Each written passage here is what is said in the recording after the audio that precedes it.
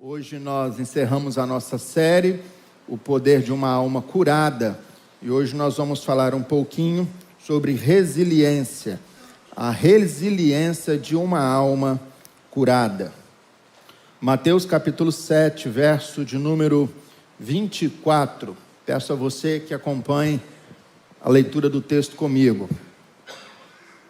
A Bíblia diz: todo aquele, pois, que ouve estas minhas palavras e as pratica, será comparado a um homem prudente que construiu a sua casa sobre a rocha. Caiu a chuva, transbordaram os rios, sopraram os ventos e bateram com força contra aquela casa, e ela não desabou, porque tinha sido construída sobre a rocha. E todo aquele que ouve estas minhas palavras e não as pratica, será comparado a um homem insensato, que construiu a sua casa sobre areia. Caiu a chuva, transbordaram os rios, sopraram os ventos, e bateram com força contra aquela casa, e ela desabou, sendo grande a sua ruína. Vamos orar? Pai, obrigado por esta noite. O Senhor nos traz aqui para, envolto toda essa atmosfera de louvor, de adoração. O Senhor prepara o nosso coração para esse momento, para ouvirmos a sua palavra. Pai, cremos que a sua palavra, que a Bíblia Sagrada é a vontade de Deus para a nossa vida. Ela é aquela que dá norte, aquela que instrui, ela é aquela que edifica, aquela que exorta. Pai, que a voz a ser ouvida nesta noite seja doce e inconfundível voz do teu Santo Espírito. Fale-nos através da sua palavra, que é viva, que é eficaz, que é poderosa em Deus. Fale, ó Deus, aos nossos corações, às nossas mentes essa noite. Assim nós oramos em nome de Jesus. Amém. A verdade que Jesus está enfatizando neste sermão é que nem a abundância de conhecimento bíblico, ou mesmo de conhecimento teórico, pode substituir a nossa obediência a Jesus. Nós somos muitas vezes pegos em momentos como esse, e muitas vezes há um equívoco nosso, porque nós pincelamos textos das Escrituras e aplicamos ela para aquilo que nós desejamos. Mas o texto que lemos esta noite, ela tem tudo a ver com o contexto em que ela está inserida. A palavra que lemos, na verdade, é a conclusão de um sermão. O que Jesus está colocando para nós aqui é a conclusão do sermão chamado Sermão do Monte, em qual Mateus começa a registrar desde o capítulo de número 5 do seu evangelho. São 2 capítulos em que Mateus registra as palavras de Jesus. Jesus está no monte, assentado, ensinando. E é interessante isso, porque Jesus, ele fala sobre muitas coisas. Jesus, ele vai falar sobre julgamentos impróprios. Jesus vai falar sobre ira, sobre relacionamento, sobre comunhão. Jesus vai ensinar os seus discípulos a orar no capítulo de número 6. E aqui, o texto que lemos, nada mais, nada menos é do que a conclusão de tudo aquilo que Jesus estava falando, sobre todo o ensinamento que Jesus estava dando até ali. Então, esse texto em que lemos, Jesus está completando, Jesus está concluindo a mensagem que outrora ele já estava aplicando aos seus discípulos. Então, pincelar esse texto e achar que ele está totalmente desconexo com os demais é um grande equívoco, meus irmãos. O que Jesus está dizendo aqui é o seguinte: que todo aquele homem que tem uma casa edificada, não só aquele que ouviu as suas instruções, que ouviu um belo sermão, mas aquele que ouviu e que agora vai aplicar os princípios que ouviu dentro da sua vida. E aí que está a diferença. A diferença não é o quanto nós ouvimos, mas o quanto nós estamos dispostos a aplicar na nossa vida. O quanto nós estamos dispostos a praticar aquilo que nós ouvimos da parte de Deus. Jesus, então, ele está concluindo o seu sermão, é como se ele dissesse assim para nós: olha, eu preguei muita coisa até aqui, mas se vocês não aplicarem na vida de vocês aquilo que eu ensinei vocês, de nada vai valer esse sermão. Jesus está concluindo dizendo isso para nós: todo aquele, pois, que ouve estas minhas palavras, entenda bem, que ouve estas minhas palavras, ou seja, tudo aquilo que eu disse até aqui, e as pratica, será comparado a um homem prudente que edificou a sua casa sobre a rocha.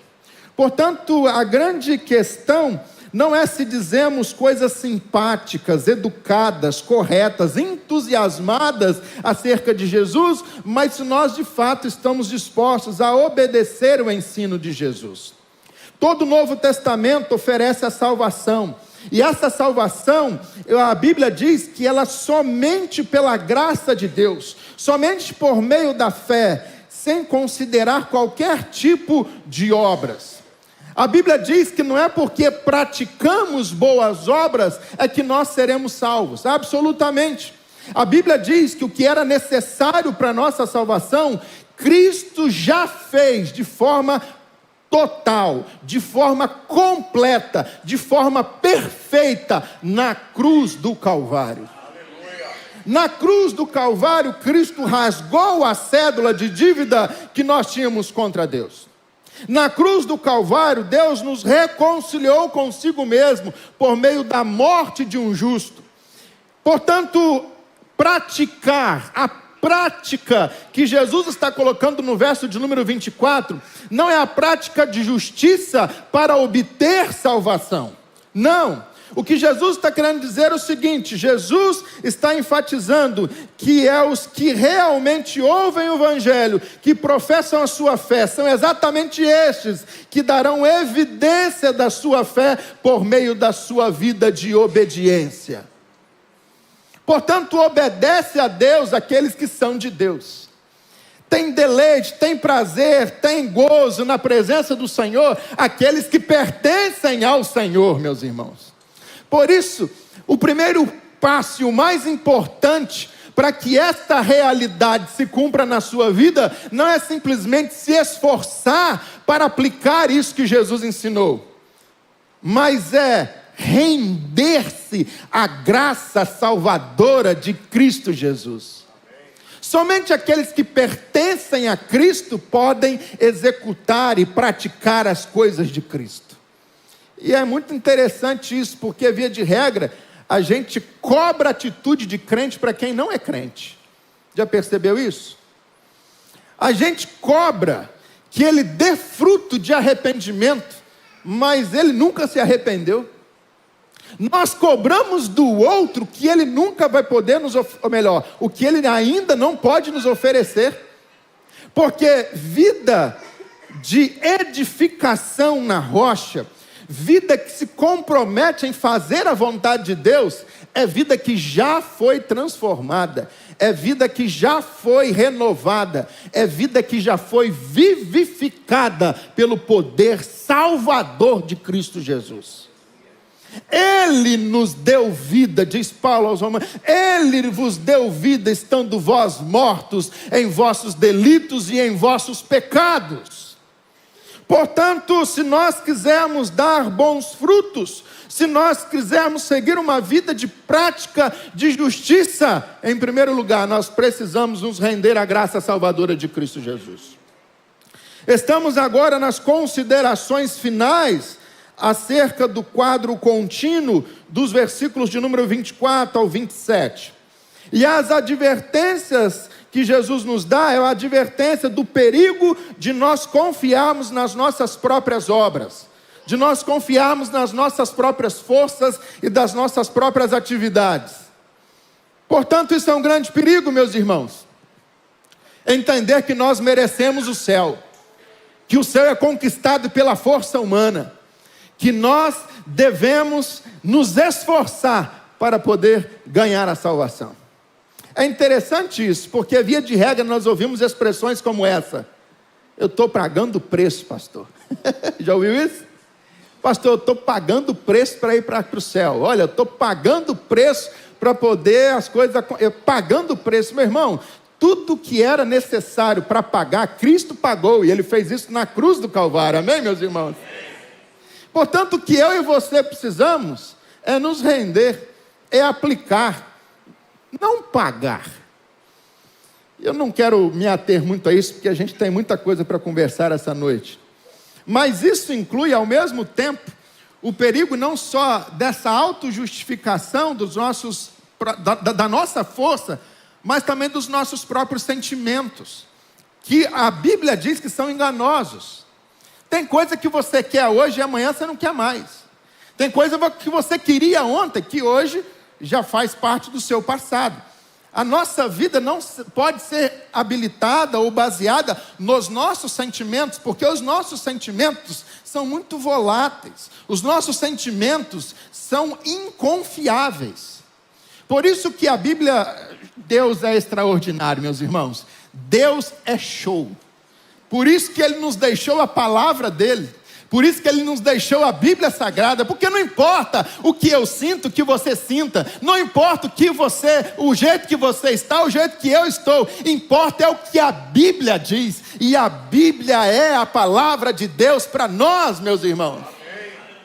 É a vontade de Deus. Portanto, pouco importa o que você acha, muito importa o que a Bíblia diz. Jesus, então, diz que isso tudo, sentimentos, isso tudo são coisas extremamente passageiras. Meus irmãos, você poderá notar que toda a ênfase dessas porções bíblicas recai sobre o fato de que o amor é eminentemente prático. É extraordinário isso na Escritura. A Bíblia diz que o amor e a ideia judaica faz muito sentido dentro desse texto. Quão frequentemente Jesus nos disse, né? Como João registra em capítulo de número 14, verso de número 21. Aquele que tem os meus mandamentos e os guarda, esse é o que me ama. Ou seja, me parece que a Escritura mostra para nós que fazer a vontade de Deus, praticar o que Jesus pregou, fazer isso na vida, na lida diária, é o que realmente importa. É o que realmente exige a Escritura. Você revela o seu amor para Deus, não pelo fato de levantar as mãos e dizer para esse Deus, Deus, eu te amo. Mas sim sair por aquela porta e declarar o seu amor através de prática, através de experiência, através de vida na vida. Portanto, amar a Deus é muito mais praticar aquilo que Deus exige de nós do que falar coisas para Deus. E esse é o precioso ensinamento que Jesus quer nos mostrar essa noite. Jesus assevera que é inútil alguém falar que o ama, a menos que também guarde os seus mandamentos. É como se ele houvesse ensinado: aquele que me ama verdadeiramente é o que cumpre o que eu lhe digo para fazer. Coisa alguma é tão enganosa como a substituição da obediência. Nós nos enganamos porque às vezes nós queremos flertar com coisas, com sentimentos, com sensibilidades. Mas o indivíduo prudente é aquele que, tendo ouvido os ensinamentos de Jesus, coloca-os em prática. Esse é o pensamento central desse texto. Jesus está falando: quer me amar de verdade, quer mostrar o seu amor por mim, então faça aquilo que eu exijo de cada um de vocês. Portanto, há uma necessidade intrínseca em nós de nos esforçarmos no sentido de sermos resilientes, suportarmos as dificuldades da vida para poder alcançar o propósito. E o propósito em nada tem a ver com sentir. O propósito tem tudo a ver com o praticar. A resiliência entra no fato em que a nossa alma deve ser resistente, deve se moldar, deve ser firme diante dos combates e dificuldades da vida. A sua e a minha Bíblia vai nos mostrar que o vento, que a inundação, que a chuva que veio sobre a casa do justo foi a mesma que veio sobre a casa do ímpio. Ou seja, a diferença não está porque Deus preservou a casa do justo. Ambos sofreram temporais. Ambos foram alvos dos vendavais e das dificuldades e dos intempéries da vida. O que fez diferença não foi que Deus os eximiu da sua responsabilidade conquanto eles sofriam as dificuldades da natureza. A diferença de fato está em como cada um agiu em detrimento às dificuldades e os problemas da vida. É assim a Bíblia toda. Jesus está morrendo e ao lado dele 2 ladrões. Um à sua direita falava: nós estamos aqui pagando daquilo que os nossos atos merecem, mas esse nenhum mal fez, e acrescenta: Jesus, lembra-te de mim quando entrares no teu reino. Ao passo que o outro à esquerda blasfemava contra Jesus: não és tu o Cristo, salva-te a ti mesmo e a nós também. O que fez a diferença? São 2 ladrões, são 2 impuros morrendo na cruz ao lado de Jesus. Onde está a diferença? A diferença está na resposta que eles deram ao Cristo. Enquanto um blasfemava, outro estava cheio, empanzinado, envolto da glória de Deus, e reconhece o senhorio de Jesus ao dizer: lembra-te de mim quando entrares no teu reino. O que faz diferença não é a roupa que você tem, as benesses que você recebe. O que faz diferença é a boa resposta que você dá ao Evangelho. Qual a resiliência que a alma deve obter? Quero nos dar pelo menos 3 lições, de forma rápida, esta noite. A primeira delas é que uma alma curada deve combater as provações pessoais que sondam a nossa alma. A Bíblia diz que a Bíblia muito se esforça para mostrar-nos a total insensatez do indivíduo que não confia no Senhor. A Bíblia diz: e caíram a chuva, transbordaram os rios, sopraram os ventos e deram com ímpeto contra aquela casa, tal como também havia acontecido a outra casa. A humanidade inteira é submetida a provas desta natureza. Não acho que você é especial a ponto de dificuldades só baterem na sua porta. Não acho que as coisas só acontecem com você.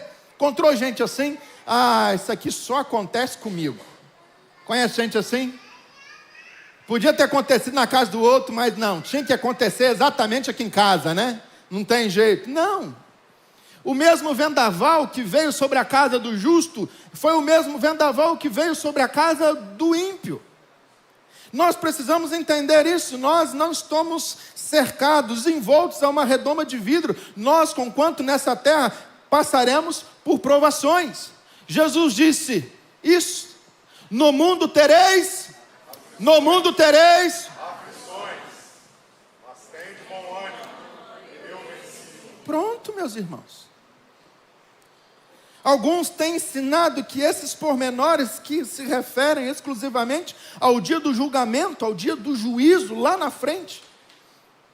E aí que vem o contexto do texto, porque Jesus um pouco antes vai falar exatamente sobre isso. Sobre o reino dos céus, quem vai entrar, quem vai sair, como é que é esse negócio. Gente que, enquanto nessa terra, cumpria boas obras, atos de justiça. Gente que falava: olha, Senhor, em teu nome eu profetizei, em teu nome eu curei, em teu nome eu expeli demônios. Mas o que Jesus disse para essas pessoas? Eu nunca vos conheci, apartai-vos de mim. Você entende a complexidade dessa coisa? Vem comigo aqui, PA. Naquele dia, Jesus vai falar para aqueles que curavam em nome dele: você curava no meu nome, mas eu nunca te conheci. Eu não te conhecia nem quando você expelia demônios em meu nome. Eu não te conhecia nem quando você pregava em meu nome.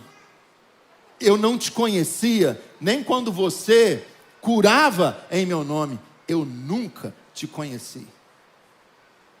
Esta é a responsabilidade. Portanto, não são obras, não são atos de justiça, mas o nosso coração rendido a Cristo. O nosso coração totalmente entregue, envolto a essa realidade. Esta chuva acerca da qual Jesus falou, sem dúvida, terá de ser enfrentada por todos nós individualmente. Todos nós encontramos dentro desse episódio duas situações possíveis: ou somos parecidos com um homem prudente, ou somos parecidos com um homem sensato. Não tem muito para onde correr. Há essa dualidade. Ou estamos nos esforçando com bravura para pôr em prática os ensinamentos do Sermão do Monte, ou nada estamos fazendo neste sentido. Já disse isso para vocês, na realidade cristã, no mundo de Deus, não existe meio termo. Ou você está lá, ou você está cá. Ou somos verdadeiros crentes, ou nós estamos nos iludindo. E é possível isso, pastor? Sim, infelizmente, totalmente possível. E quando nós estamos dispostos a obedecer, é isto que vai validar a nossa realidade espiritual. Realidade espiritual não é o quanto você peca, o quanto você falha, mas o quanto você está disposto a obedecer aquilo que Jesus falou. O quanto você se curva diante a graça e o poder de Cristo sobre a sua vida. Uma alma curada, em segundo lugar, deve obter a capacidade de permanecer firme em Cristo diante das pressões inevitáveis do mundo. Segundo nos mostrou Jesus, a enchente subiu e bateu com força contra aquela casa. E eu sempre gosto de pensar que essa inundação representa o mundo de maneira geral. E nós precisamos entender algo, isso é importante para você, vem comigo aqui, PA. Porque o mundo é exatamente assim. O mundo, ele tem o objetivo maior, é de obter o resultado final, independente daquilo que ele faz. E entenda o mundo com essas ideologias, entenda o mundo com os ataques de Satanás, entenda o mundo dentro dessa ótica, ok? Todo mundo comigo aqui, amém? Ou o mundo vai te dar tudo que você quer, ou o mundo vai se opor a tudo aquilo que você faz.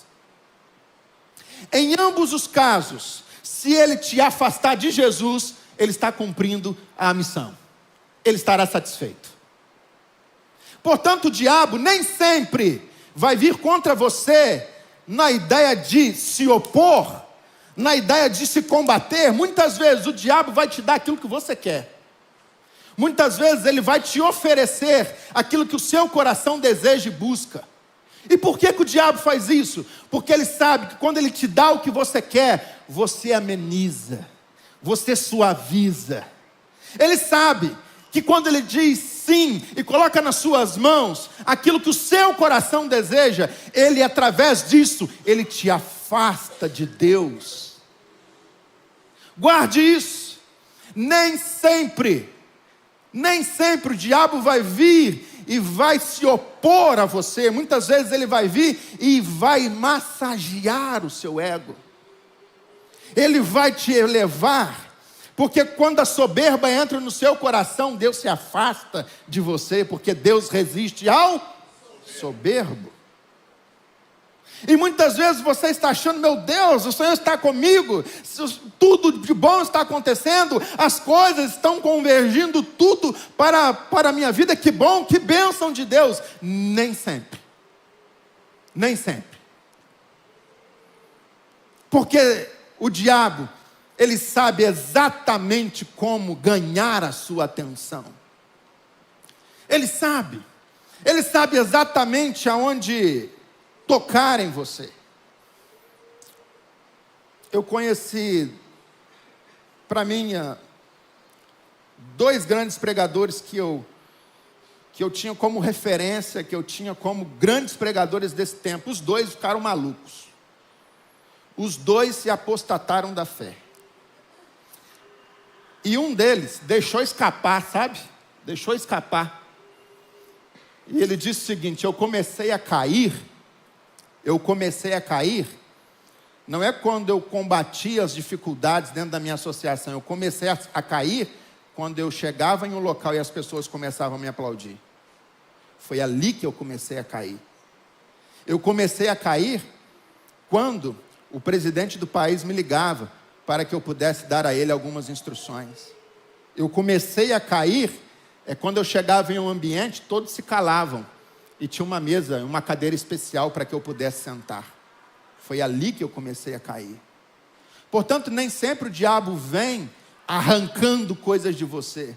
Muitas vezes ele vai vir dando coisas para você.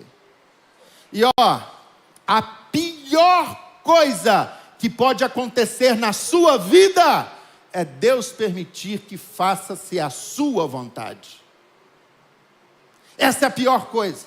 Lembra de Paulo escrevendo aos Romanos? Deus os entregou às suas paixões infames. A pior coisa que Deus pode fazer por você é permitir que faça-se a sua vontade em detrimento da vontade de Deus.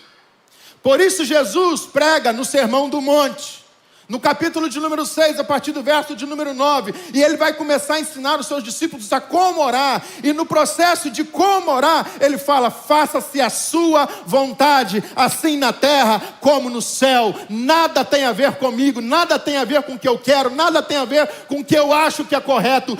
Tudo tem a ver com Jesus, tudo tem a ver com o propósito, tudo tem a ver com o poder dele sobre a minha vida. Porque eu não sei de nada, eu não vejo depois da curva, mas Deus sabe, Deus vê. Cuidado, meu irmão, porque aquilo que você está achando que é bênção, pode ser o diabo trazendo maldição para a sua vida. Ao passo que o diabo pode te dar aquilo que você quer, ele também pode se opor.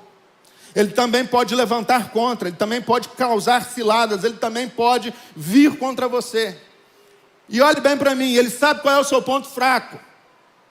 Portanto, se ele atenta a você e você permanece firme, se ele atenta a sua esposa e a sua esposa vai para a oração, ele sabe aonde ele vai te desestruturar. Talvez ele ponha a mão no seu filho, e aí quando põe a mão no seu filho, todo mundo cai. Cuidado com o seu ponto fraco.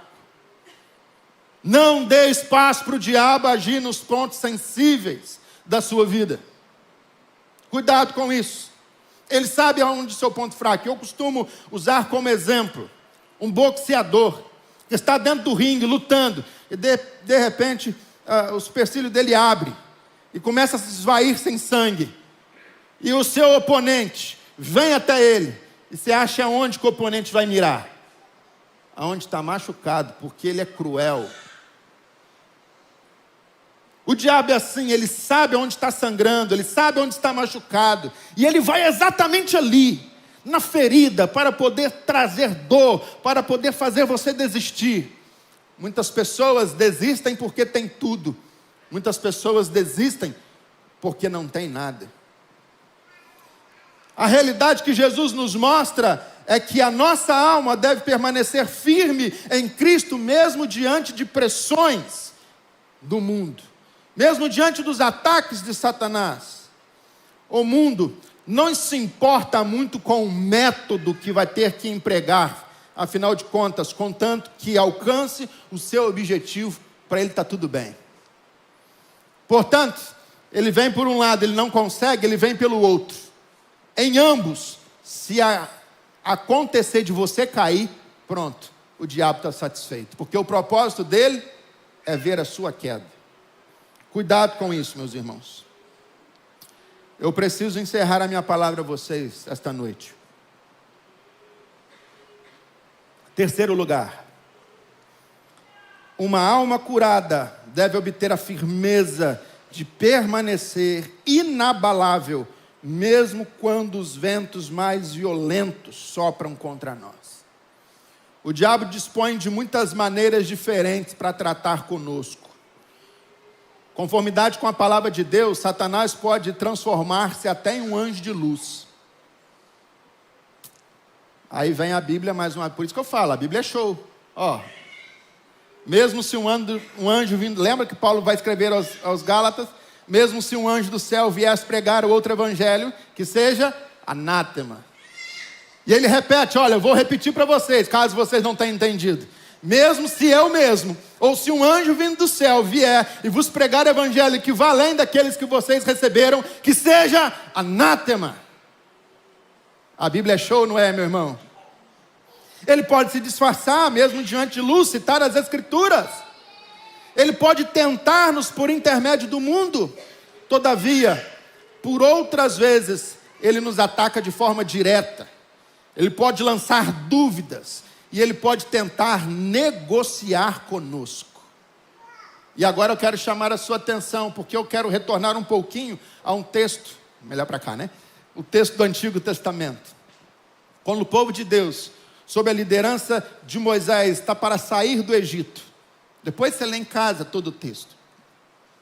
Moisés vai até Faraó e fala assim: olha, deixa o meu povo ir, nós precisamos ir, nós recebemos uma ordem de Deus, Deus vai nos libertar. E aí, olha bem para mim aqui, gente. E aí, Faraó faz uma proposta. E diz: sim, Moisés, pode ficar tranquilo. Vamos estar em guerra, vai tudo em paz. Pode ir, você, leva o povo. Mas o seu dinheiro, os seus bens ficam. Moisés se levanta como voz e falou: não, de jeito nenhum. Vai tudo. E aí tem aquela confusão, Deus envia uma praga. Lembra? Por isso que vem as pragas. Cada praga daquela é uma proposta. E aí vem de novo: olha, Deus mandou ir. Ah, tá, ok, já tranquilo. Então os bens podem ir com vocês, não tem problema nenhum. Vai você, sua esposa, os seus bens, mas deixa as crianças. Aí Moisés falou: não vai não. E aí são 10, né? São 10 propostas como essa. O que acontece? É que muitas vezes o diabo vai vir e ele vai colocar propostas diante de você. E a questão é o quanto você está disposto a dizer não a você mesmo. O quanto você está disposto a dizer não aos seus privilégios, aos seus prazeres, aos seus deleites. Porque Jesus diz que o homem que é prudente, que o homem que tem casa firme, o homem que tem uma casa que não se dissolve, é homem que diz não às propostas de Satanás. É homem que não somente ouve, é um homem que não tem simplesmente compreensão da teologia de alguns textos, mas que entende o cerne da coisa. É homem que entende que vai muito além de simplesmente professar uma doutrina correta, vai em aplicar aquilo que aprende na sua vida diária. Vai entender que o amor a Deus e a Cristo não está em negociação. A pergunta é então, meus irmãos, quais são as propostas que o diabo tem colocado na sua mesa? Quais são as propostas que ele tem apresentado a você? Talvez seja essa: vai para a igreja, mas deixe seu filho aqui comigo, que eu vou cuidar dele aqui através da internet, dos vídeos. Talvez a proposta é: vá para a igreja, mas deixe aqui o seu filho, a sua esposa dentro de casa. Vá para a igreja, seja uma mulher de oração, mas não cuide do seu marido como você deveria cuidar. Vá, siga Jesus, mas deixe que dessa parte eu tomo conta. Vá, isso mesmo, vai você, sua esposa, seu filho, vai, mas deixe os seus bens comigo. Deixe que dos seus bens eu cuido. Talvez são propostas como essas que o diabo tem colocado na nossa mesa. Ei, e são propostas atrativas demais, não são? Há algo tão legítimo quanto trabalhar, não é, irmãos? Tem algo mais legítimo do que ter uma família, do que trabalhar, do que dar tempo para os filhos, do que dar tempo para a esposa, do que dar tempo para o marido? Quer algo mais legítimo do que isso? E é exatamente esta proposta que o diabo põe isso, vai e abandona tudo para trás. Eu conheci um casal que eles se divorciaram em Fernando de Noronha.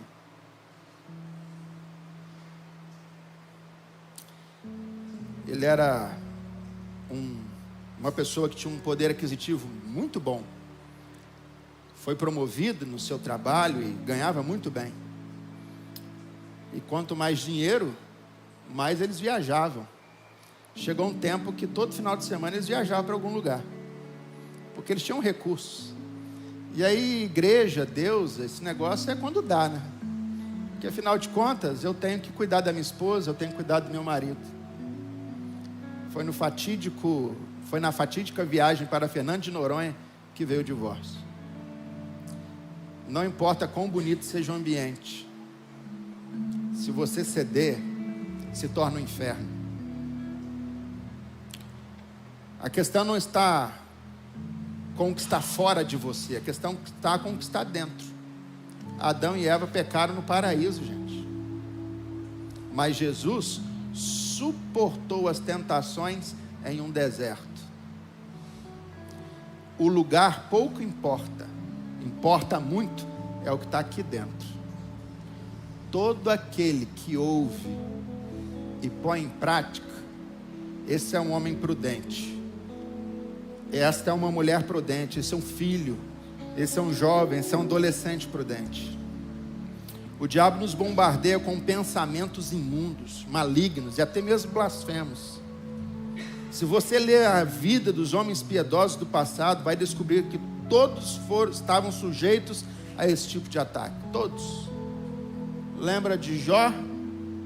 Jó, os amigos dele chegavam e falavam: Jó, olha a sua vida, que tem pecado na sua vida, que não é possível, está dando muito ruim para você.